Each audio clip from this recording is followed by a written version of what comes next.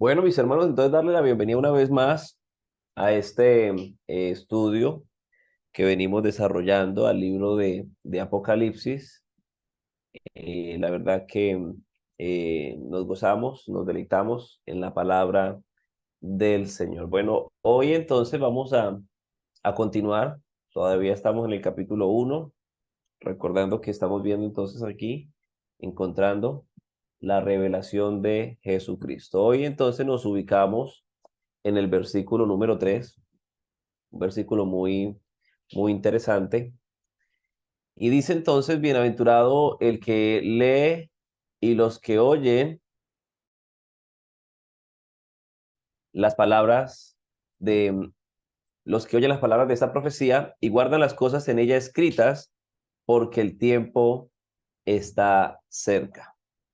Así que entonces, en esta hora, yo quiero que usted se pregunte esto. Si el tiempo estaba cerca para Juan, ¿cuánto más lo estará para nosotros? Sí, acuérdese que Juan recibió esta revelación, sí, por allá por el año 95 después de Cristo. Nosotros estamos ya en el año 2024 después de Cristo. Y si estaba cerca para Juan, entonces la pregunta es, bueno, ¿cuánto más cerca lo está para nosotros? Sí. Así que entonces lo que aquí encontramos hoy en este versículo, aquí hay una bienaventuranza. Por eso ustedes se darán cuenta que dentro de mi forma bueno, los que son creyentes, los que han tenido la oportunidad de poder disfrutar del ministerio que el Señor nos ha dado, ustedes se han dado cuenta que mi forma no es solamente que usted lea, sino que también oiga, ¿sí? Y yo he considerado que a veces se percibe más cuando estamos congregacionalmente, se percibe más oyendo que leyendo, porque cuando hacemos las lecturas antifonales, y resulta que nosotros nos hemos acostumbrado, ¿cierto? Los que de pronto pasan a dirigir o a desarrollar el servicio, entonces ellos dicen, bueno, hermano, vamos a leer el salmo tal o tal capítulo, tal libro, y entonces hagámoslo de la manera acostumbrada o alternadamente, ¿cierto? A veces se dice, o antifonalmente. Entonces, esos son términos netamente nuestros, ¿sí? Pero la palabra tiene el método que Dios quiere usar para que nosotros la aprendamos. Entonces, escuchen, no se puede decir que esté equivocado al usar las expresiones que usamos. No se quiere decir que se esté equivocado, pero en realidad yo no he encontrado en la Biblia lecturas antifonales, ni tampoco responsivas o congregacionales. La Biblia me muestra que dice que se levantó a leer el libro, ¿sí? Dice una porción.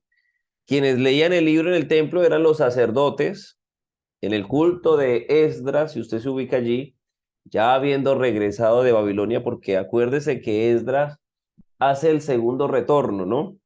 Acuérdese que fueron tres retornos. El primero fue con Zorobabel, que fue quien restauró el templo.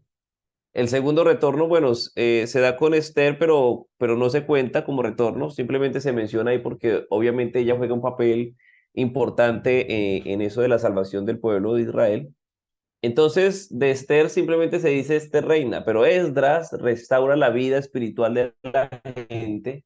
Entonces, Esdras lee el libro, ¿sí? El rollo de la ley. Se dedica Esdras a hacer que la gente reaprenda la ley. Y los que venían de la nueva generación, porque acuérdese que ellos estaban en Babilonia 70 años, entonces los nacidos en Babilonia, aquí entonces él vuelve a leer la ley para que se aprenda la ley, ¿sí? Pero lo hizo Esdras a través de la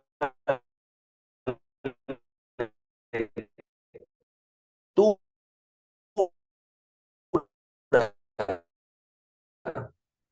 Y el pueblo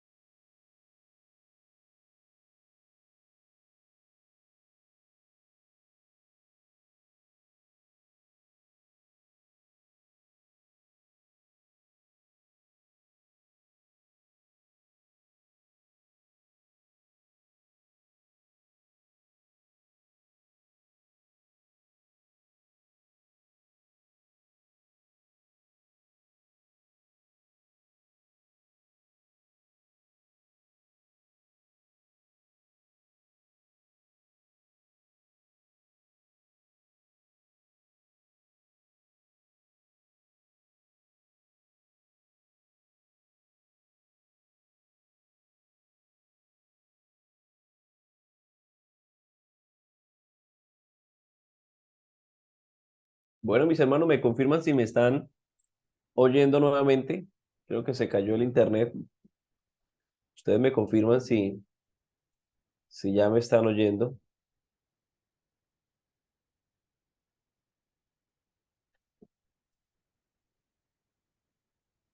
Listo. Entonces, espérame, aquí miramos el audio.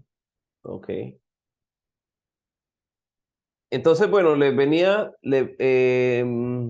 listo, que quedamos en Esdras. Listo, sí. Voy entonces a retomar nuevamente. Que aquí donde estoy, sí, el internet está molestando. Entonces, por eso es que tampoco activo la cámara, porque si no, pues el internet se va a entrecortar más.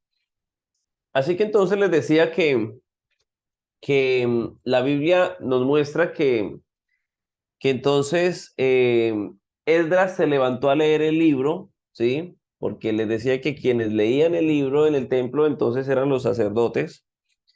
Pero en el culto de Esdras, ya habiendo regresado de Babilonia, entonces dijimos que Esdras hace el segundo retorno, porque Esdras entonces restaura la vida espiritual de la gente. Entonces Esdras lee el libro, lee el rollo de la ley y se dedica a Esdras a hacer que la gente entonces reaprenda la ley, porque allá en Babilonia entonces había gente que había nacido en Babilonia y ellos debían aprender la ley.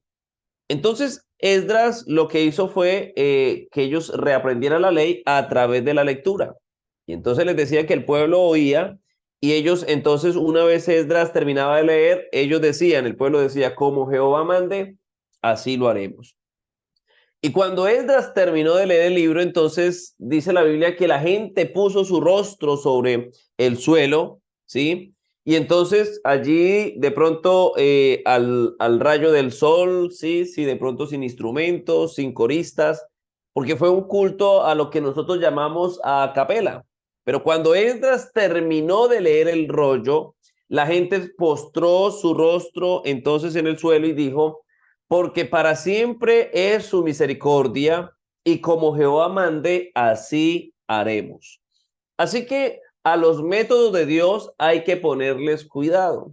Por eso aquí Apocalipsis 1:3 entonces nos está diciendo, bienaventurado el que lee, pero también los que oyen las palabras de esta profecía y guardan las cosas en ella escritas, porque el tiempo está cerca. Lo que realmente Juan nos está diciendo es, vean muchachos, no se tiren mucho tiempo, no sean tan religiosos, sino que aprendan a hacer que las escrituras y la palabra produzca en ustedes lo que tiene que producir rápido. O sea, en otras palabras, lleven el mensaje corriendo, no se hagan los rogados para hacer de pronto evangelismo, no se demoren. Por favor, lean, díganle, retransmítanle el mensaje a la gente, porque el tiempo está cerca. En días pasados dijimos entonces que la salvación es un proceso, así que yo tengo que acelerar el proceso en la fe. Entre más me demore yo en ir a hablar con ellos, más se van a demorar ellos en recibir la salvación. Que no sea yo el culpable de pronto de la condenación de alguno de ellos, porque yo no le ayudé a comenzar entonces el proceso de la salvación, y es ahí en donde yo sí tengo una responsabilidad delante de Dios, sea pastor, sea líder o sea creyente, porque a veces pensamos que, no, porque es pastor tiene la responsabilidad, él no, pero así sea el creyente. Recuerden que todo creyente, después de que recibe el bautismo, a partir de ahí el Señor le da el mandato, vaya y predique el evangelio. Así que entonces es importante ir comprendiendo lo que vamos encontrando aquí. Entonces dice, bienaventurado el que lee, ¿sí? Y vamos a mirar aquí quiénes se han ganado esta bienaventuranza, ¿sí? Y entonces, porque a veces nosotros somos regulares y ya vamos a mirar en qué somos regulares o en qué somos deficientes en muchos casos. Entonces, nosotros somos muy malos. Yo, la verdad, he encontrado creyentes que son muy malos leyendo la Biblia. Y yo tengo por ahí una expresión y digo que hay Biblias que están casi descarriadas y hay otras Biblias que son supremamente consagradas. ¿sí? Y usted dirá, bueno, pastor, ¿cuáles son las Biblias descarriadas y cuáles son las Biblias supremamente consagradas? Las Biblias supremamente consagradas son las que duran 365 días en el salón de reunión, ¿sí? En algunos lugares se termina la escuela dominical y uno ve, se va allí a levantar las sillas y encuentra uno la Biblia ahí consagradas. Ellas quedan esperando a que entonces allí su señor amo entonces regrese por ella. Y uno se pregunta, bueno, ¿y este creyente o esta persona cuándo lee la Biblia? Y hay otros que si la cargan, entonces algunos de pronto les da pena y que lo vean con la Biblia, entonces por eso la llevan allí en el celular. Pero a veces cuando usted está leyendo la Biblia en el celular, le llega el mensaje o le llega el video y eso entonces hace que usted deje de leer la Biblia. Entonces algunos eh, son muy malos, ¿sí? Son muy deficientes para leer la Biblia. Pero yo les aconsejaría que ustedes se volvieran gente de libro, gente que ama la palabra, gente que estudia la palabra, gente que atesora la palabra. Y yo les felicito por que ustedes están haciendo parte de este grupo y de este estudio. Pero qué importante que usted no solamente aquí en el estudio la lea, sino que usted tenga el hábito, que usted tenga esa disciplina, que usted tenga ese ejercicio, desarrolle ese buen ejercicio de leer la palabra. La verdad que hay capítulos y hay libros que son demasiadamente muy cortos, que usted los puede leer y puede aprender de ellos muchas cosas. Así que es importante mirar que aquí entonces se está ganando la bienaventuranza. ¿Y quién se la está ganando? Porque la bienaventuranza, vamos a proyectar aquí, creo que tengo la pregunta, ¿qué es una bienaventuranza? Entonces, una bienaventuranza es una bendición especial proferida por Dios en una circunstancia específica. ¿Sí? Escuche muy bien. ¿Qué es una bienaventuranza? Entonces es una bendición especial proferida por Dios en una circunstancia específica. Yo no sé si usted de pronto se ha leído el sermón de las bienaventuranzas. Usted ahí en el chat puede escribir sí o puede escribir no, no hay problema. Entonces yo no sé si usted lo ha leído. Yo quiero leer ahí en el chat a ver qué encontramos. Entonces ya por aquí están contestando que sí. Entonces, cuando uno lee el sermón de las bienaventuranzas, observa que ahí entonces a quienes Jesús menciona son gente con características específicas. Ahí en el chat siguen escribiendo que amén, sí señor. Bueno, les felicito por eso. Así que entonces les decía que ahí en el sermón de las bienaventuranzas, entonces a quienes Jesús menciona son gente con características específicas. Por ejemplo, entonces dice allá, bienaventurados los pobres en espíritu. Mire que está mencionando una característica específica. Dice, bienaventurados los que lloran, ¿cierto? Menciona otra característica específica. Bienaventurados los mansos. Bienaventurados los que tienen hambre y sed de justicia. Bienaventurados los misericordiosos. Bienaventurados los de limpio corazón. Bienaventurados los pacificadores. Bienaventurados los que padecen persecución por causa de la justicia. Bienaventurados cuando por mi causa os vituperen y digan y os persigan y digan toda clase de mal contra vosotros mintiendo. Entonces observe que ahí hay unas características específicas en quien va a recibir la bienaventuranza. Entonces, entonces mire que ahí no dice bienaventurados los ricos, ¿sí? No dice ahí eso. No dice bienaventurados los altivos, porque algún día ellos aprenderán a ser humildes. No dice eso. Entonces, sí vamos comprendiendo aquí. Entonces, una bienaventuranza es una bendición especial de Dios, ¿sí? ¿Cuántas bienaventuranzas hay en Apocalipsis? Apocalipsis vamos a encontrar 7 bienaventuranzas, ¿sí? 7 bienaventuranzas vamos a encontrar en todo el libro. Y es importante que usted le eche una repasadita de pronto y mire a ver si aplica alguna de esas bienaventuranzas, porque la vamos a estar viendo aquí en el desarrollo del estudio.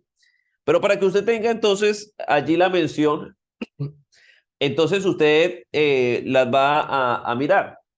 Apocalipsis capítulo, bueno, aquí en Apocalipsis 1:3 encontramos la primera bienaventuranza, pero si usted se ubica en Apocalipsis capítulo 14, versículo 13, entonces allí encontramos eh, la segunda bienaventuranza. Mire lo que dice allí, dice, y oí una voz que desde el cielo me decía, escribe, bienaventurados de aquí en adelante los muertos que mueren en el Señor. Sí, dice el Espíritu, descansarán de sus trabajos, porque sus obras con ellos siguen. O sea que mire que ahí hay otra bienaventuranza. Más adelantico en el capítulo 16, versículo 15 dice, he aquí yo vengo como ladrón, bienaventurado el que vela y guarda sus ropas para que no ande desnudo y vean su vergüenza. Ahí encontramos otra bienaventuranza, ya van tres. Capítulo 19, versículo 9. Entonces dice, y el ángel me dijo, escribe, bienaventurados los que son llamados a la cena de las bodas del Cordero, y me dijo, estas son palabras verdaderas de Dios. Ahora Apocalipsis capítulo 20, versículo 6, dice, bienaventurado y santo el que tiene parte en la primera resurrección. La segunda muerte no tiene potestad sobre estos, sino que serán sacerdotes de Dios y de Cristo y reinarán con él 1000 años. Ahora Apocalipsis capítulo 22, versículo 7 dice, he aquí, vengo pronto, bienaventurado el que guarda las palabras de la profecía de este libro. Y la última está en el versículo 14 del mismo Apocalipsis 22. Y dice, bienaventurados los que lavan sus ropas para tener derecho al árbol de la vida y para entrar por las puertas de la ciudad o en la ciudad. Así que entonces mire que encontramos 7 bienaventuranzas en todo el libro de Apocalipsis. Y entonces aquí estamos encontrando la perfección de las bendiciones de Dios. ¿Sí? En estas 7 bienaventuranzas que encontramos en el libro de Apocalipsis, estamos viendo entonces que se encuentra la perfección de las bendiciones de Dios. ¿Cuál es la primera? Entonces la tenemos ahí en el versículo entonces que estamos ubicados, ¿sí? Aquí. Entonces la tenemos aquí. Bienaventurado el que lee y los que oyen las palabras de esta profecía y guarda las cosas en ella escritas, porque el tiempo está cerca. Y aquí quiero enfatizar lo siguiente, y es que este versículo está dando la bienaventuranza en este caso para aquellos que leen, oyen y guardan las palabras de esta profecía. ¿Sí? Aquí lo tenemos subrayado. Entonces, bueno, no está, sí, y guardan las cosas en ella escritas. Bueno, entonces tenemos aquí que esta bienaventuranza entonces está entonces dándose a aquellos que leen, que oyen y guardan las palabras de esta profecía. El apóstol Pablo escribe en Primera de Tesalonicenses 5:23, creo que no tengo el texto aquí en la pantalla, usted se puede ubicar en su Biblia un momentico. Primera de Tesalonicenses 5:23, allí nos dice algo muy importante y dice, no menospreciéis las profecías. Estamos en el tiempo donde muchos, y esto es preocupante, no se están ganando esta bienaventuranza que nos está mostrando este versículo 3 del libro de Apocalipsis, porque se está menospreciando las profecías. Yo de esto vengo estudiando hace mucho tiempo. Ustedes ya me conocen, la mayoría han estado en algunos otros espacios. Y la verdad que en el transcurso de este tiempo que he estado estudiando, inclusive antes de ser pastor, estudiando, cuando uno toca temas escatológicos y de pronto usted se puede identificar conmigo, de pronto le ha pasado, uno se da cuenta que muchos no se atreven a hablar de estos temas porque comienzan entonces a decir, no, hay posturas diferentes, uno piensa una cosa, otro piensa la otra, y entonces comienza a divagar y comienza de una u otra forma a menospreciarse las profecías, ¿sí? Y quiero decirle que ningún otro libro de las Escrituras contiene una promesa como la que nos está presentando aquí el libro de Apocalipsis en este versículo 3. Quizá entonces, en este caso, se deba al hecho de que Dios sabía de antemano que muchos habrían de descuidar o menospreciar la profecía contenida en este libro, ¿sí? Ya sea el caso que sea, ya sea por miedo que la está menospreciando, porque algunos menosprecian la profecía por miedo, otros la menosprecian por falta de entendimiento o de iluminación, ¿sí? Tal vez se deba a que, por lo que de pronto este libro es considerado uno de los libros más difíciles de toda la Biblia, de pronto esa sea la razón, ¿sí? Y tiene entonces allí esa bendición especial para aquellos que lo estudian y meditan en él, pero sea la razón que sea, nosotros, el Señor nos garantiza una bienaventuranza por nosotros, entonces aquí leer, oír y guardar las cosas que están escritas de esta profecía. Así que entonces es importante mirar que es el único libro con esa bienaventuranza y está ligada a la expresión, las palabras de esta profecía. Así que podemos decir que la Biblia no solamente es para ser leída y oída, sino para ser obedecida. Por eso entonces observe que a Juan se le alaba en el versículo anterior, en el versículo 2, ¿cierto? A Juan se le alaba que él entonces la está obedeciendo, que él la está aplicando.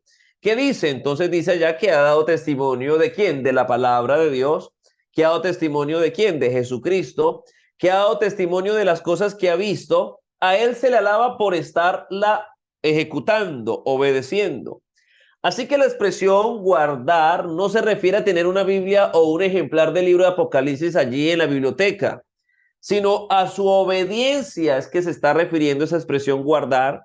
Entonces, a su obediencia en la vida diaria. Al final, entonces, usted va a encontrar al final del libro que se nos advierte muy seriamente acerca de la posibilidad de cambiar su contenido. Si usted se ubica allí en Apocalipsis capítulo 22, versículo 18 al 19, voy a permitirme aquí leerlo.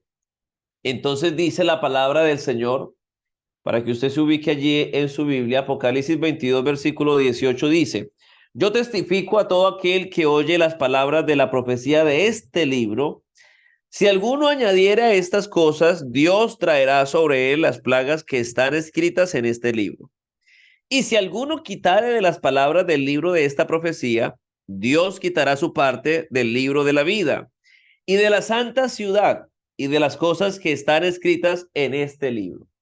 Así que entonces mire que ese guardar implica hacer caso a todo a todo el contenido del libro sin quitar nada de él y sin añadirle, ¿sí? No sé si vamos comprendiendo esto. Entonces, por eso entonces dése cuenta usted que en este solo versículo, la responsabilidad y la sentencia para quien está enseñando, ¿sí? O sea que hay una responsabilidad, pero también hay una sentencia para quien está enseñando o explicando este libro, porque no se le puede quitar ni se le puede añadir. Así que si este libro fuera un escrito que proviniera de pronto de un ser humano, no pudiera contener una bendición y una advertencia como la tiene Apocalipsis. Por eso, al principio del libro, nos muestra entonces quién fue el que entregó, ¿cierto? ¿Quién es el autor intelectual del libro? Entonces dice la revelación de Jesucristo que Dios le dio. Así que este libro no viene de la mente de un hombre, ¿sí? Este libro viene directamente dado del cielo, porque si fuera un libro de un hombre común y corriente, entonces no pudiera contener una bendición y una advertencia como la tiene el libro de Apocalipsis. Entonces, dése cuenta cómo la misma profecía nos muestra su importancia y nos invita a examinarla sin adulterarla y a aplicarla en la vida diaria. Porque recuerde que este libro está midiendo, está presentando, está anunciando los tiempos para los cristianos. Por esta razón, entonces, la expresión que encontramos al final del versículo, porque el tiempo acerca, nos muestra entonces la proximidad del tiempo de cumplimiento de la profecía y nos invita entonces a una vida de vigilancia, a una vida de preparación espiritual, porque la expectativa que tenemos todos los que estamos aquí conectados y los que posteriormente van a estar oyendo la enseñanza es que tenemos un encuentro con nuestro gran Dios y Salvador Jesucristo en las nubes. ¿Sí? Esa es la expectativa. Todos los días estamos a la expectativa. ¿De qué? De ese encuentro. ¿Con quién? Con nuestro Salvador. ¿Sí? Así que por esta razón, el cumplimiento de las profecías nos insta a nosotros como cristianos a vivir entonces en santidad y fidelidad a Dios. ¿Sí? Eso es lo que hace la profecía. La profecía lo que hace es que anima, ¿sí? Exhorta, da ese ánimo. ¿A qué? A que el cristiano entonces viva en santidad y fidelidad a Dios. Por eso es muy importante la profecía. Por eso el apóstol dice, no menosprecies la profecía. ¿Sí? Por eso aquí el libro nos está diciendo entonces que hay una bienaventuranza para el que la lee, ¿sí? Para el que la oye y también para el que guarda las cosas que están en ella escritas. ¿Por qué? ¿Por qué dice el Señor esto? Porque dice, porque el tiempo está cerca.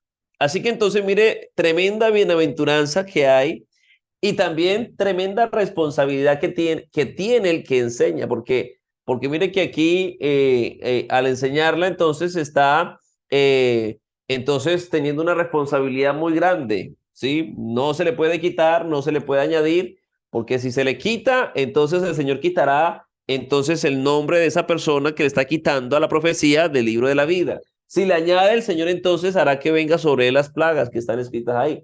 Así que mire que hay una sentencia, pero qué bueno que usted le pueda dar gracias a Dios de que el Señor levante hombres que puedan también seguir en este tiempo, en este último tiempo, abriendo sus labios para enseñar la palabra con respecto a esta profecía.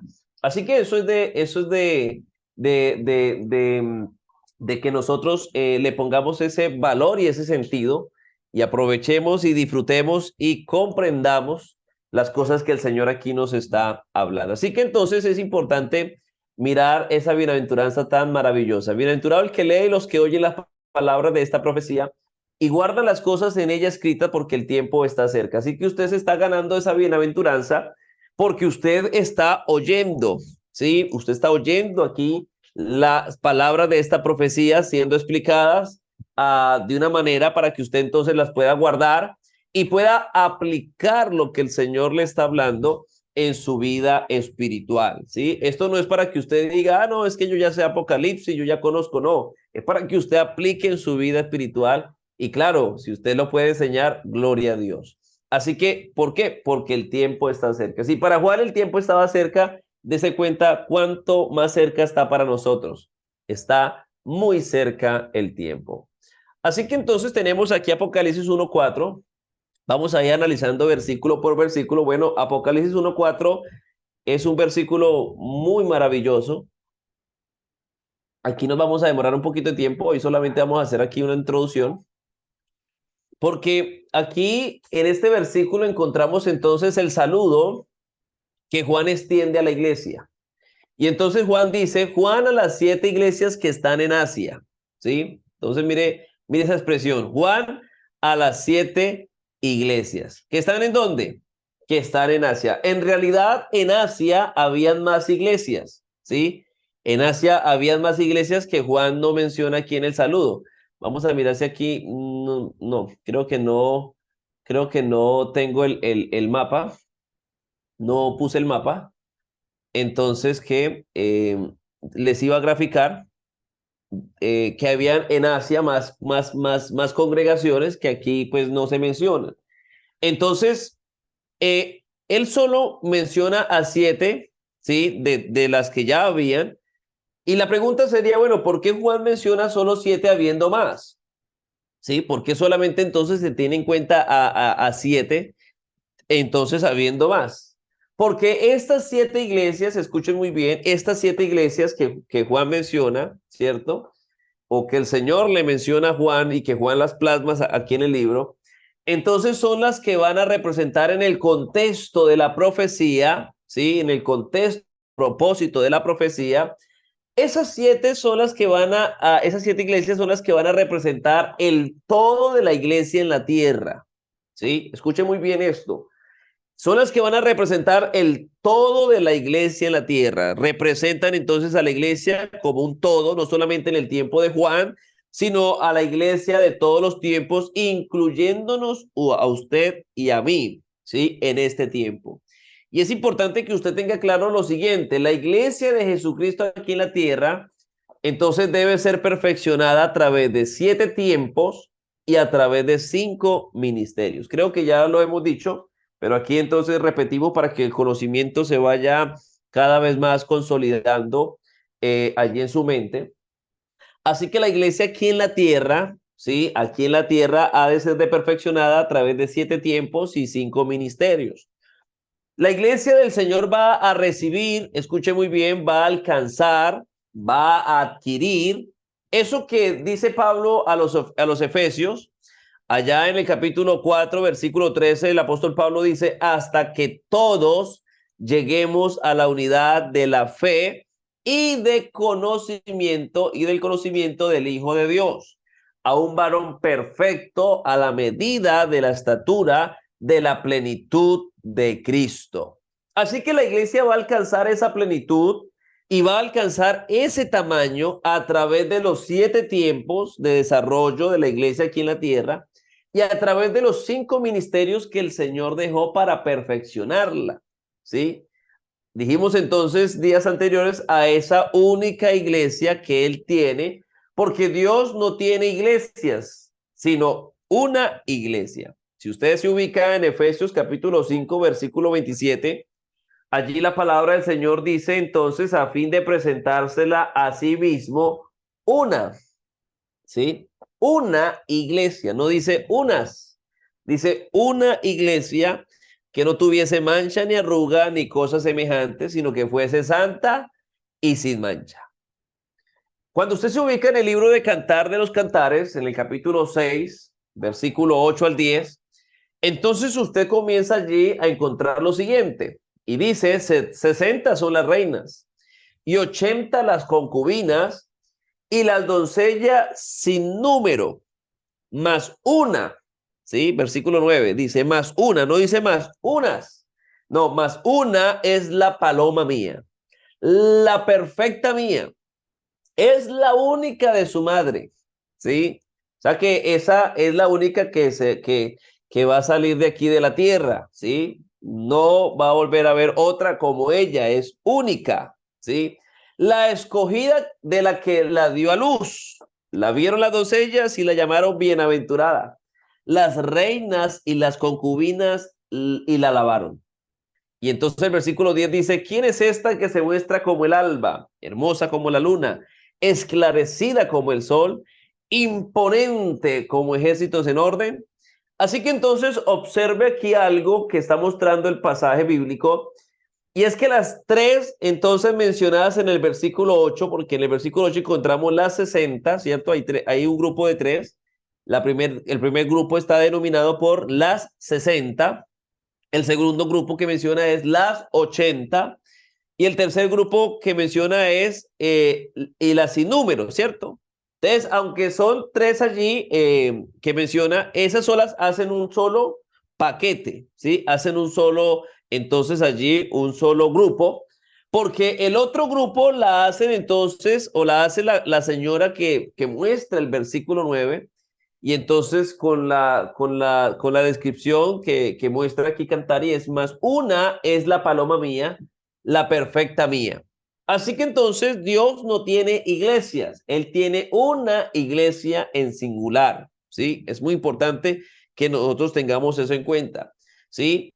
Entonces, si usted me permite decirlo de esta manera, entonces, bueno, las 60 son las que son las más mencionadas, las 80 son las que son, bueno, un poquito no tan mencionadas, pero que hay un gran número, y las demás, ahí para adelante hay un poco, ¿no? De congregaciones o movimientos o como usted lo quiera llamar, pero el Señor está preparando una iglesia aquí en la tierra.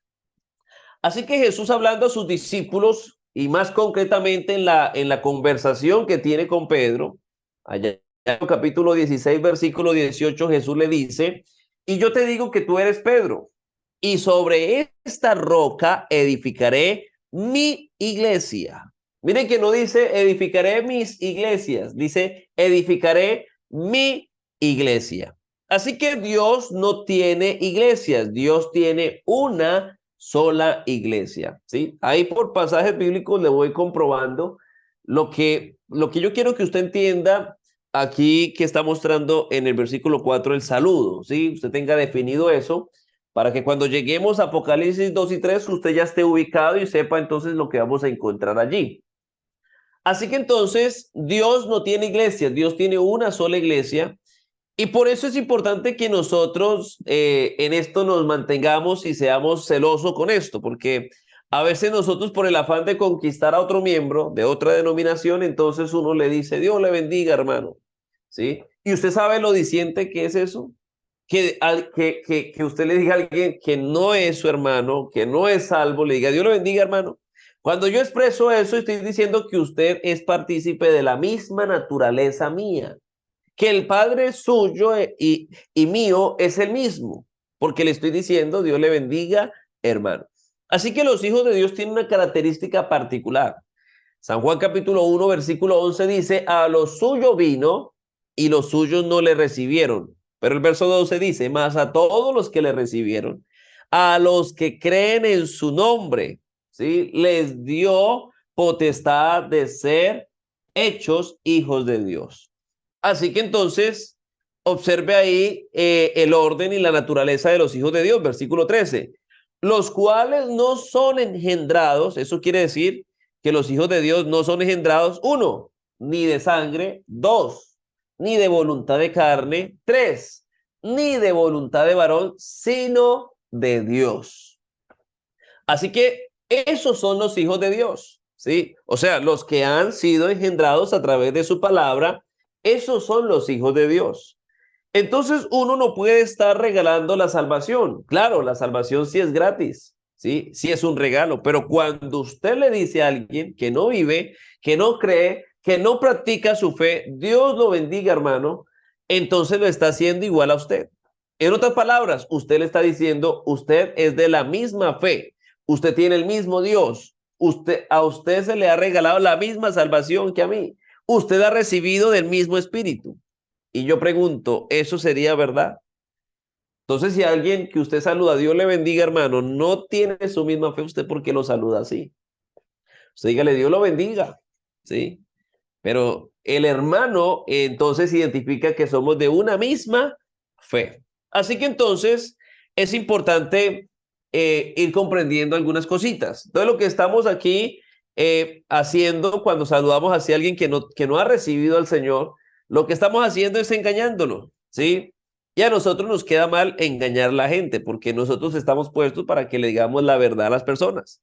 Cuando entonces encontramos aquí que Dios no tiene iglesia, sino Dios tiene una iglesia, un pueblo que tiene invocado su nombre y que tiene su naturaleza. Entonces, por eso Juan dice aquí, Juan a las 7 iglesias que están en Asia. Entonces vaya quedando clara la expresión 7 iglesias, que no implica que Dios tiene iglesia, sino una iglesia viviendo 7 tiempos, siendo perfeccionada a través de 7 tiempos. Cuando uno estudia los mensajes de la iglesia en el capítulo 2 y 3 de Apocalipsis, allí usted se va a dar cuenta que nos vamos a encontrar que en cada mensaje tiene una exhortación, ¿sí? Tiene una motivación y tiene un mensaje central. Y entonces ahí es donde uno entiende y de dónde es que la iglesia de hoy, del siglo XXI, entonces está siendo tratada por Dios. Y eso es importante que nosotros lo entendamos porque si usted se da cuenta, entonces en qué tiempo está la iglesia, usted se va a dar cuenta por la misma profecía qué tan cerca está la iglesia de ser levantada, ¿sí? Porque una vez que la iglesia es perfeccionada, una vez que ya se cumplen los 7 tiempos de la perfección de la iglesia, una vez se da la plenitud de la perfección, entonces es ahí donde se ejecuta o el Señor le da el cumplimiento al siguiente versículo de la profecía, que es Apocalipsis 4:1, que dice después de aquí una puerta abierta en el cielo y entonces allí el Señor ejecuta ese llamado. Suban acá. Eso es importante que nosotros vayamos comprendiendo y ubicándonos aquí en la profecía. Así que entonces, deje claro que el Señor tiene una iglesia viviendo siete tiempos en los cuales el Señor la está perfeccionando. Así que entonces, aquí encontramos una expresión que es gracia y paz, ¿sí? Entonces, Juan a las 7 iglesias que están en Asia, gracia y paz. Esta gracia y paz, entonces, es con la que nos saluda el Señor, porque recuerde que aquí estamos viendo el saludo, ¿cierto? Entonces, la gracia es a la cual nosotros pertenecemos. Y observe esos dos términos que son propios del regalo de Dios. Pablo a los romanos les dice en Romanos 8:1, dice, ahora pues ninguna condenación hay para los que están en Cristo Jesús, los que no andan conforme a la carne, sino conforme al Espíritu. Así que no hay ninguna condenación, eso es gracia. En Romanos capítulo 5, versículo 1 dice, justificados pues por la fe, tenemos paz para con Dios por medio de nuestro Señor Jesucristo. Así que entonces ahí nos está mostrando la gracia y la paz, ¿sí? Gracia porque no recibimos ninguna condenación y paz porque entonces tenemos ahora paz para con Dios. No estamos en deuda con Dios, tenemos paz. El mismo apóstol en el capítulo 2 a los Efesios dice, porque por gracia sois salvos. Entonces, esa gracia y paz, gracia, apréndase esto y anótelo por ahí si usted está tomando apuntes. La gracia es el regalo, ¿sí? La gracia es la dádiva, ¿sí? La gracia es ese regalo y la paz es el resultado de ser beneficiado de esa gracia.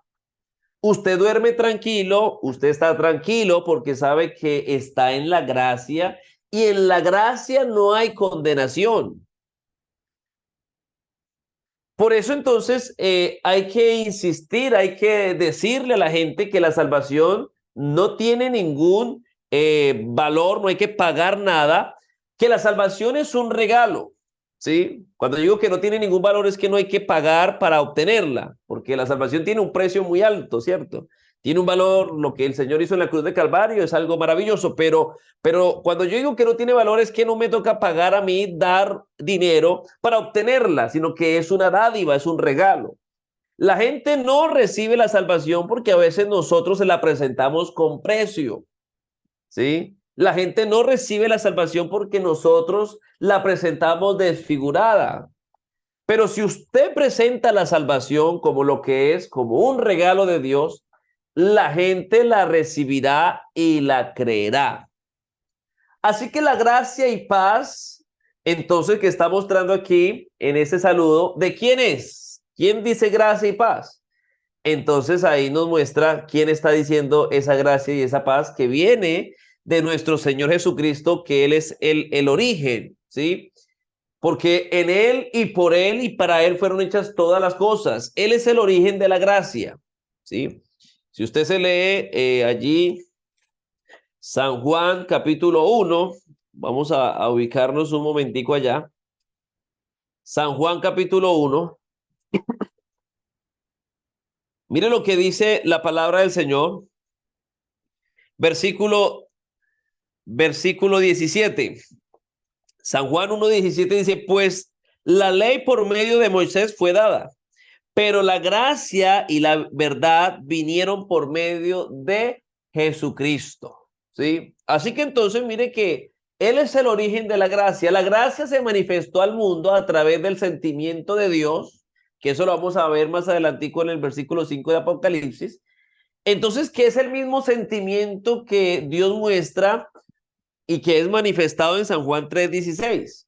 Entonces allí dice la palabra, porque de tal manera amó Dios, ¿cierto? De tal manera amó Dios al mundo que ha dado a su Hijo unigénito para que todo aquel que crea no se pierda, mas tenga vida eterna. Eso es gracia, ¿sí? Gracia es el don inmerecido de Dios para la gente o para el hombre pecador, en que aún siendo pecadores, ese aún tiene la implicación de que no éramos merecedores. No fue que encontramos la gracia porque éramos buenos o que nos la entregaron o la merecíamos. No, ese aún siendo pecadores, entonces nos muestra que no éramos merecedores, pero aunque no éramos merecedores, Cristo murió por nosotros. Eso es gracia. Y una vez que Dios entonces nos ha dado de esa gracia, eso produce paz. O sea que mire que la gracia es el regalo y la paz es el resultado de obtener o de recibir esa gracia. Podemos enumerar algunas cosas por las cuales sentimos paz, ¿cierto? La primera pudiera ser eh, porque Él nos ha hecho sus hijos, ¿cierto? Si yo pregunto cuántos son hijos de Dios, yo creo que la mayoría aquí en el chat diría amén.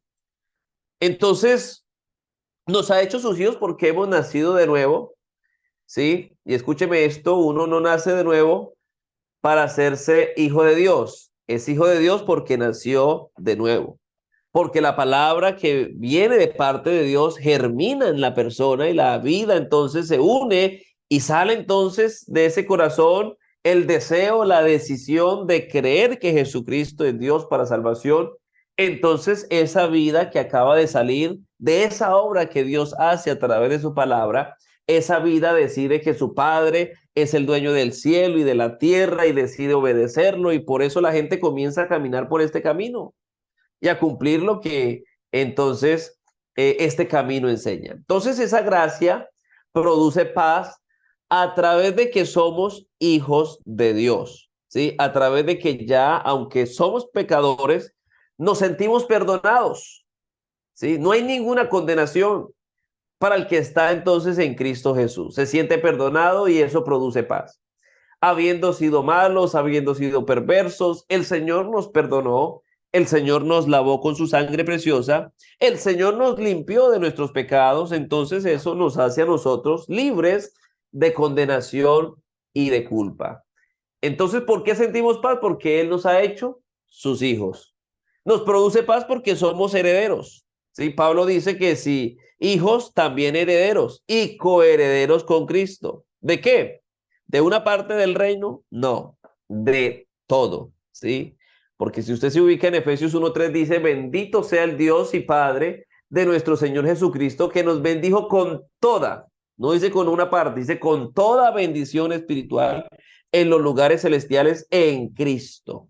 Así que entonces, mire, lo maravilloso, nos produce paz porque somos herederos. Nos produce paz entonces, o produce paz en nosotros porque hemos sido hallados justos, aunque en realidad éramos culpables. O sea que Él es nuestra justicia. Él nos ha justificado, ¿sí? Por eso entonces, ahí en Romanos 5:1 dice que justificados pues por la fe, tenemos paz para con Dios. Por usted creer en Él, por usted poner su fe en Él, entonces usted tiene paz, ¿sí? Porque Él te justifica. Así que entonces miren lo que es la obra de Dios, ¿sí? Entonces nosotros fuimos traídos al juicio, vinimos a juicio, pero una vez que se iba a dar la sentencia, entonces él tomó nuestro lugar, se sentó en la silla del sentenciado, y una vez que iba a emitir la sentencia, él tomó el lugar del sentenciado, y cuando el juez estaba dando la sentencia, se dio cuenta y dijo, es que a usted yo no lo puedo condenar, porque en usted no hay ningún delito. Entonces es ahí donde aparece una palabra que a mí me encanta y es la palabra propiciación, ¿sí? Que significa, entonces, bueno, en el Antiguo Testamento la palabra propiciación significaba tapar, ¿sí? Entonces, en el Antiguo Testamento usted se da cuenta que los pecados del pueblo eran tapados, ¿sí? No eran borrados, eran tapados. Pero en el Nuevo Testamento la palabra propiciación toma una naturaleza diferente y toma una fuerza extraordinaria. Y entonces Pablo dice ahí en Romanos capítulo 3, versículo 5, perdón, 25, y entonces dice, a quien Dios puso como propiciación por nuestros pecados. Y entonces ya aquí propiciación en el Nuevo Testamento, entonces viene de una raíz que significa limpiar, ¿sí? Así que entonces Jesús al tomar nuestro lugar de sentenciado y pagar el precio por nosotros, nos limpió de todo pecado y nos quitó toda culpa. Jesús no tapó nuestros pecados, Jesús nos limpió de nuestros pecados. Y usted debe alegrarse por esto, y es ahí donde yo encuentro mucho cristiano pentecostal todavía pidiendo perdón al Señor por los pecados antiguos, y es porque no ha entendido esto que estamos aquí hablando, no ha entendido que el Señor entonces, el Señor puso entonces allí en la cruz a Jesús para que fuera la propiciación por nuestros pecados, para que Él nos limpiara a nosotros. Por eso entonces es que nosotros debemos entender muy bien que esa propiciación no significa tapar, ¿sí? Y por eso es que la persona no se está confesando cada 8 días o no está allí llevando la paloma o el becerro cada 8 días para poder, o una vez al año para poder limpiar allí o tapar el pecado, no. Pero los nuestros son limpiados y por eso la palabra dice, de modo que si alguno está en Cristo, nueva criatura es. Las cosas viejas pasaron, he aquí todas son hechas nuevas. Así que entonces aquí propiciación es entonces que Él tomó nuestro lugar, el lugar donde yo estaba sentado, que era sentenciado. Él tomó nuestro lugar y entonces Él recibió el castigo de nuestra paz. Mire lo maravilloso de esto. Entonces dice allá Isaías lo expresa de esta manera. Entonces dice que el castigo de nuestra paz fue sobre él y por sus llagas nosotros somos curados. Así que entonces nosotros, el Señor nos ha limpiado. Somos una nueva creación. ¿En quién? En Cristo. Entonces mire que uno estudiando este versículo o estos versículos de Apocalipsis, uno pareciera que no estuviera estudiando Apocalipsis, ¿cierto? Entonces, por lo que uno se encuentra aquí esta expresión, gracia y paz. Gracia es el regalo de Dios, ¿sí? A la humanidad, ¿a través de quién? A través de Jesucristo. Y paz es el resultado de la acción de la gracia de Dios en nosotros. Y una vez que hemos recibido a Dios como el Cordero de Dios que quita el pecado del mundo, entonces nosotros vivimos en paz. Acuérdese usted, momentos antes de ser bautizados, usted no tenía paz. Pero ahora recuerde lo que usted sintió después de ser bautizado. Usted obtuvo la paz. Porque antes no tenía paz, porque usted decía, no, si me muero, entonces me condeno porque estoy en deuda con él. Pero después de bautizado, usted decía, ahora sí, si me muero, gloria a Dios, ya estoy a paz y salvo con el Señor. Ya Él me perdonó. Entonces mire que esa paz es el resultado de la acción de la gracia de Dios en nosotros. Una vez que hemos recibido a Dios como el Cordero de Dios que quita el pecado del mundo, entonces nosotros comenzamos a vivir en paz, ¿sí? Y eso entonces es lo que somos, un pueblo pacífico, porque no andamos alterados, no tenemos por qué andar alterados, ¿sí? Aunque brame el mar, dice allí la palabra, aunque se traspasen los montes al corazón del mar, nosotros estamos tranquilos en Dios porque en Él tenemos paz. Y en esa paz, entonces tiene obviamente varias líneas, varias naturalezas, ¿cierto? Encontramos la paz de la salvación, ¿sí? Pero la paz de vivir sosegadamente. Por eso es que no está bien que un cristiano ande siempre con los pelos de punta, porque la paz de Dios gobierna entonces nuestros corazones. Y la paz de Dios es obviamente la que produce el fruto del Espíritu Santo, ¿cierto?